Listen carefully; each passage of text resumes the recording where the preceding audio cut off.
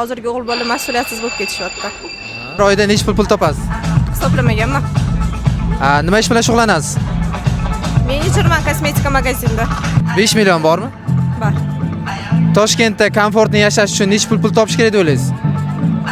Toshkentda komfortni yashash uchun qancha pul topsangiz ham hozirgi vaqtda kam bo'lyapti. 6000-7000 dollarda. O'g'il bolalarga nisbatan red flaglarimiz. Bugungi kunda o'g'il bolalarda nima yetishmayapti deb o'ylaysiz? O'g'il bolada hozirgi o'g'il bola mas'uliyatsiz bo'lib ketishyapti. E'tiborsizlik, qiz bolaga hurmatsizlik emas. Hozir qiz bola bilan o'g'il bolani solishtirganda-chi, o'g'il bolaga qaraganda qiz bola ancha kattaroq mehnat qilyapti deb o'ylayman. Ishlamasa yoki ambitsioningiz bo'lmasa, bu sizga qizig'i yo'qmi?